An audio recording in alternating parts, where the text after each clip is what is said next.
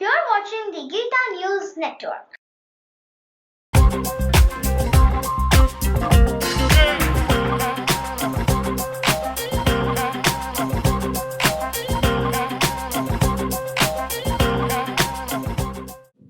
Good afternoon, and welcome to Secrets of the Path on the Gita News Network. I'm Vishnu Das. Thank you for joining us. Today's top story, Yogic Action. And for those that may be new to the yoga of Bhagavad Gita, it is a path of action! And today's show is the first episode in a three-part series on Yogic Action.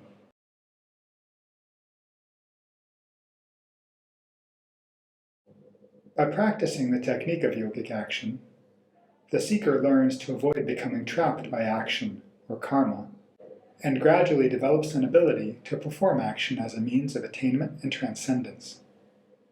Of all the spiritual terms that are, shall we say, creatively applied,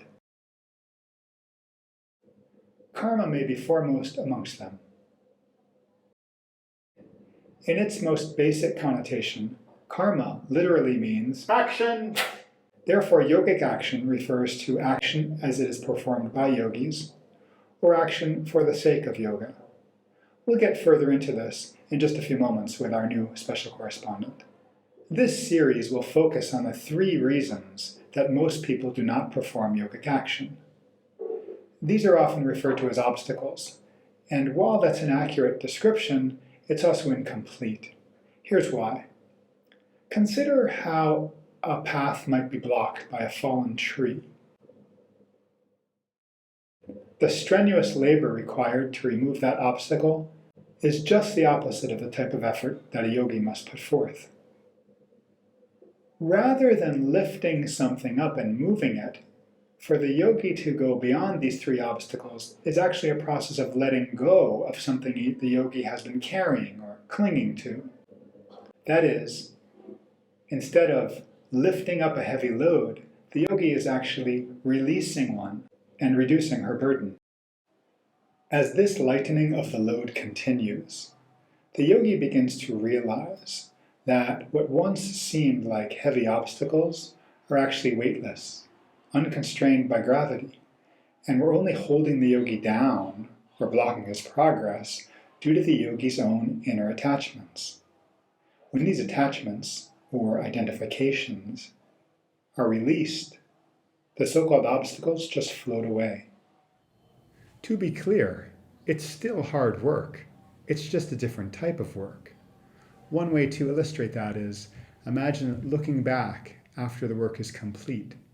The person that moved the fallen tree feels that was a heavy load, that took a lot of work, that was strenuous. Whereas the yogi that has released the attachments, released the bondage, may look back and think, that could have been even easier if I had only recognized what I was carrying. It's that letting go. But as Swamiji says, the nature of the path is only revealed to one who has completed the journey, not to one who is still marching. On the previous episode, our guest Malcolm Teff previewed these identifications and specifically focused on the topic of today's episode. We also have an inner identification card, and on that card is a long and growing list of our identifications with the personal brand. We'll be back after this important message. Hi, I'm Vishnu Das with Gita News Network. This episode is being filmed entirely on location at Satyachetana Ashram in Tiruvannamalai, India. For that reason, there may be a little bit of background noise, despite the production team's best efforts to create a soundproof studio. Your tolerance and patience are appreciated. Let's now turn to our newly appointed special correspondent, Yogi. Welcome, Yogi. Om Namo Bhagavate Vasudevaya. Om Namo Bhagavate Vasudevaya. Thank you, Vishnu Das. Tell us about yogic action. As you mentioned, Gita Yoga is a path of action, just like the Bhagavad Gita is itself a scripture of action. That's one of the reasons why when we study and contemplate on Gita and try to apply its principles to our lives, It helps to pay special attention to the verbs, the action words, precisely. And just to be clear, the Gita translation by Swami Sri Atmananda does not simply convert Sanskrit into English. It conveys the essence of this path through the language of experience, based on Swamiji's realization. Many people consider it to be a revelation. Let's highlight a key verse. Although the recent episodes covered discrimination and equanimity, which are concepts from Chapter 2, we haven't yet looked at verse 95, one of the pivotal verses from that chapter, and a major building block in the foundation of yogic action.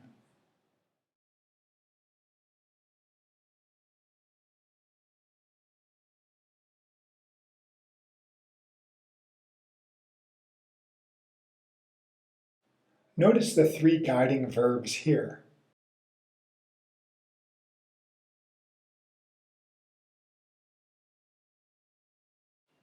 Perform all your actions. Swamiji often uses the example of a performer on stage to illustrate the detachment of a yogi. The actor may be playing the role of a thief or a murderer even, but when the play is over, the actor doesn't feel remorse because he was only playing a role. Renouncing all attachment. Personal note here, in the previous translation, the word Swamiji chose was abandoning all attachment. And I always had such a powerful imagery of that. I could envision a sinking ship and the captain shouting, "Abandon ship," because it's going to the bottom of the ocean. And I thought that's, abandoning your attachments in such a way. It turns out, in this connotation, the dictionary definition of renouncing is even more forceful.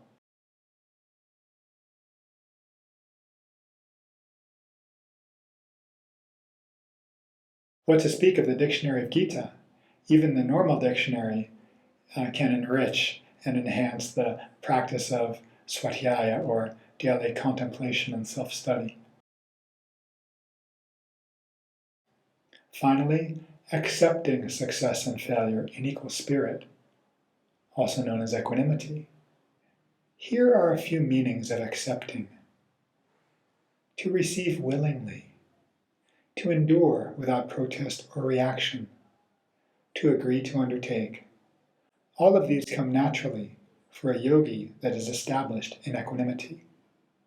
As we expand our working definition of yogic action, clearly detachment is an important aspect to include, as emphasized in verse 95 and others.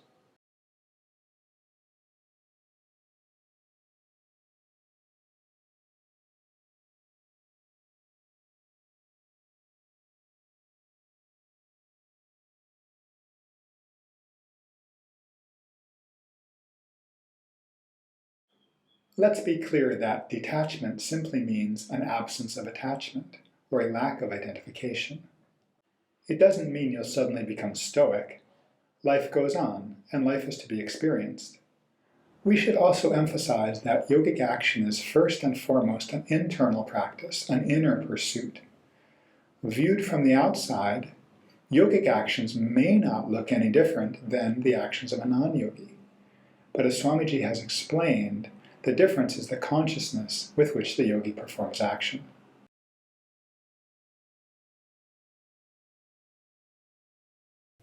What we referred to earlier as the three obstacles, or the three reasons that prevent most people from performing yogic action, these are, more specifically, types of identification or types of attachment. The three categories of identification are identification with doership or I-ness, identification with the result of action, sometimes called the fruit of action, and identification with the process of doing. We're going to focus on doership today, but for the sake of perspective, we need to introduce all three. Yogi, tell us about doership. Swamiji also refers to doership as I-ness.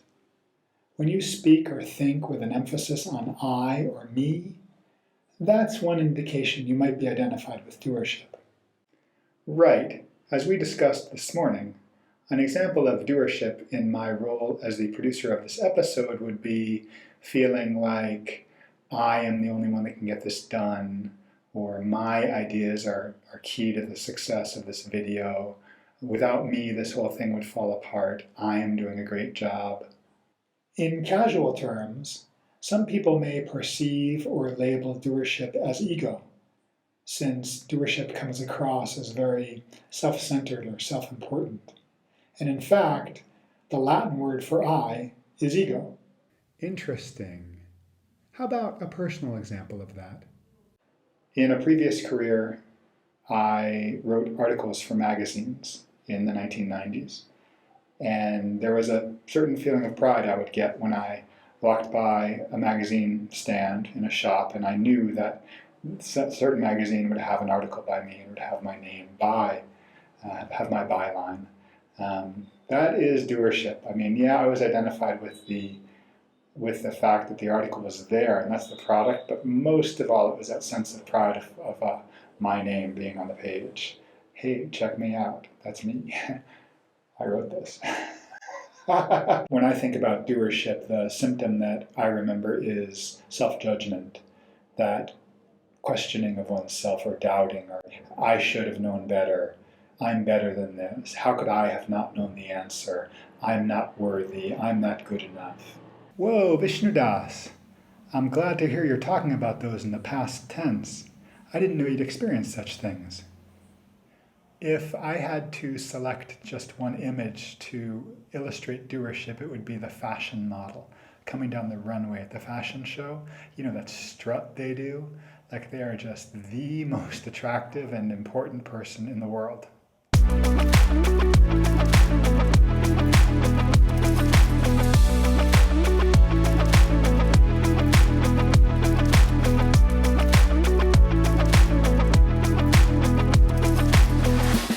So, doership is all types of I-ness, right? Yes, you can think of it as a range or spectrum of doership.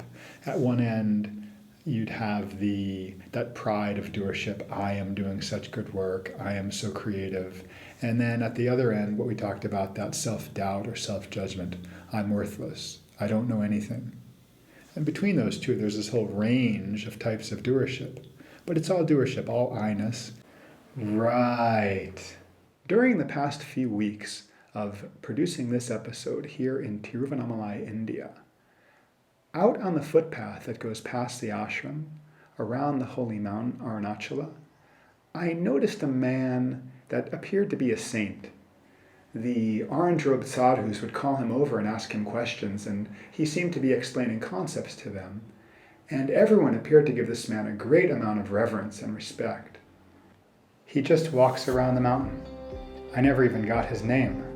The sadhus simply call him Mr. Soul.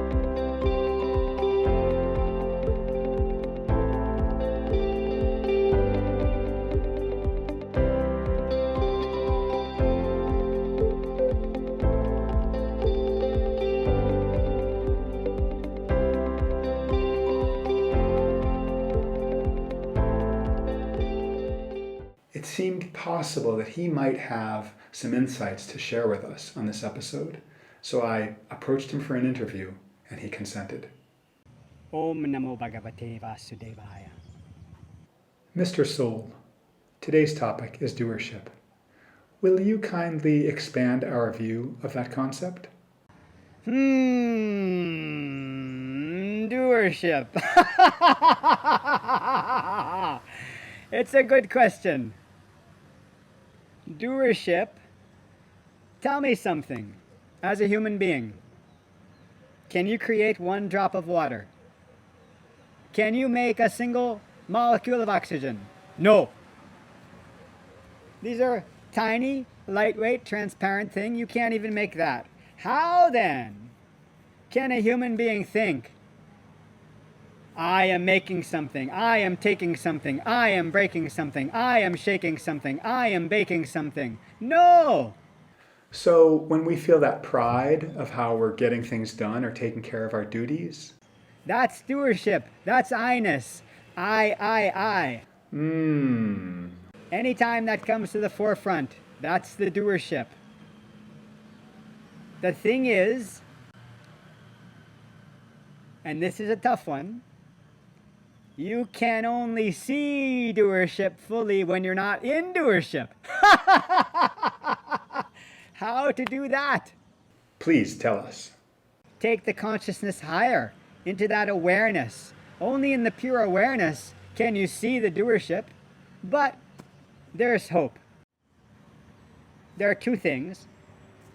One, always keep the consciousness as high as possible. Maintain the awareness. Maintain the yogic state. Two, refer back to number one. Mr. Soul, what was your technique for maintaining the yogic consciousness? How I went beyond the doership? Amazon.com. Yes, I did not come to Arunachala to seek out some wandering sadhu for the esoteric secrets. I just went online, Amazon.com. Yes. You ordered this state of consciousness with 2-day shipping? Yes. Well, not exactly. Online shopping, like Amazon.com, is really, it's like the pinnacle of material consciousness. You're buying, you're shopping, someone is selling, money is changing hands, charges on the credit card, shipping to the house, tangible material items. This is pure consumerism, but you can infuse that with yogic consciousness. How to do that? That's the question.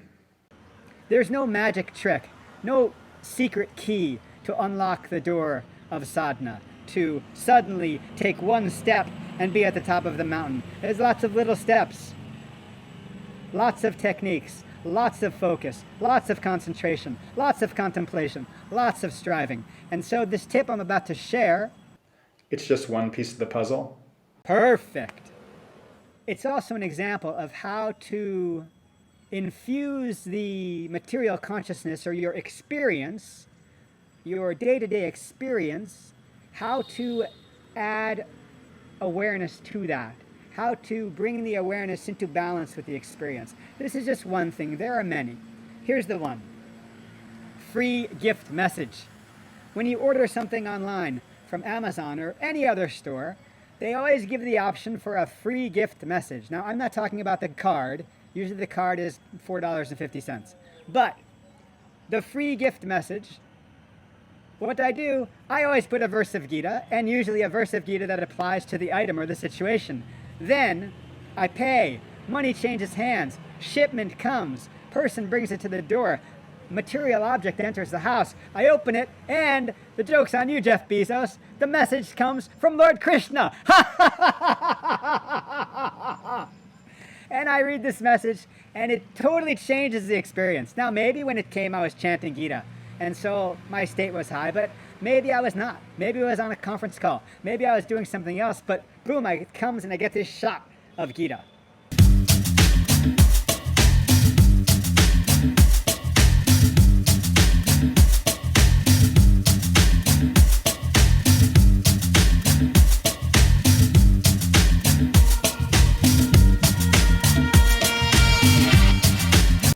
Mr. Soul, if we could go back to doership and get a bit deeper into that concept, what does doership actually look like?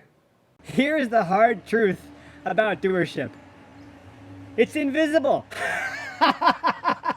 Well, it's visible, but you can only see it when you're not in doership. Tricky. Your consciousness must be in the self. You must have high awareness to be able to fully see the scope of that doership. Example? Think about your glasses. Some people wear glasses, and they need the glasses to see. The glasses strengthen the eyes. Without the glasses trying to read, maybe you can pull it close or far and make out some of the words, but it will be blurry, and you can't read the whole thing and it's uncomfortable. Likewise, some people's eyes are sensitive to light. They need the sunglasses to be in the sun. Without the sunglasses, they're squinting. They can make their way, but it's difficult to see. Similarly, when you're in doership, maybe, like without the glasses, you can see a little bit, or you can squint, you can make out, you get a clue. So, in order to see the full picture, the yogi needs special glasses, as it were? Through practice of yoga, you develop these lenses of sadhana, the optics of Gita, what Gita calls the eye of knowledge, the eye of wisdom. Then, in that awareness, you can see the doership. Otherwise, you're almost blind to the doership. Are there any other awareness exercises from your personal experience that you're willing to share? I always keep with me, like I carry on my shoulder, a policeman. And that policeman, you know what the police usually say when they stop you for speeding? May I see your identification? Right. In this case, it's a little different. The policeman on my shoulder, he says, I see your identification. yeah. Now, yoga is not self-torture, and it should be fun to the extent possible. And there's really no policeman in yoga, and so this is just an example, but he's actually a cartoon policeman, a little more palatable. I see your identification. Kind of fun having him around. That seems unique. Where this policeman comes in handy is as a reference point. Is he your resource in certain challenging situations? Pretty much every situation. I'm walking into a restaurant, an office, a meeting, a friend's house, a conversation, a phone call, an airplane, and I ask him, he's on my shoulder, do you see any identification? You see anything there? Again, you're not going to have the clear picture, the full scope, until you're in that pure awareness, but at least this can help bring the awareness into balance with the experience. Swamiji recently gave the example of how a Gita yogi is like a boulder on the seashore. Think about how that boulder remains stable and steady despite the waves that come crashing over the top of it. In the same way, when the Gita yogi is firmly established in awareness, and his or her feet are anchored in that stability of awareness, the waves of experience that come washing over the yogi do not pull the yogi from the yogic consciousness. However, when those waves are allowed to become too powerful, or the yogi does not maintain the firm grounding in awareness, and the yogi becomes pulled out into the ocean of experience and is now floating or drowning in that ocean and doesn't have the anchoring and experience, that's when the doership comes, when the awareness is lost. Maybe this episode has raised more questions than it's answered. If so, that would be a positive, since it would stimulate the introspection that is so key to the process of yoga. In any case, please join us next time for part 2 of the Yogic Action series, when we'll look at identification with the result or product. Thank you for joining us on Secrets of the Path here on the Gita News Network. Om Namo Bhagavate Vasudevaya.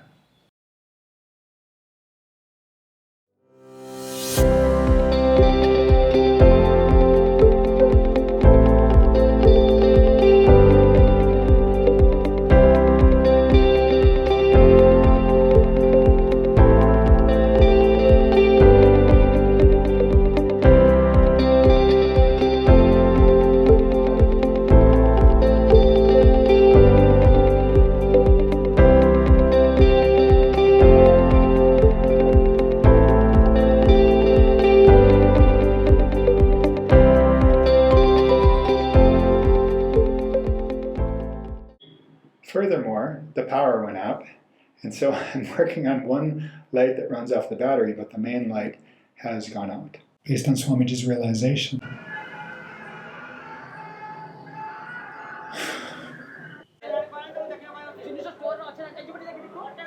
He has an important message for you.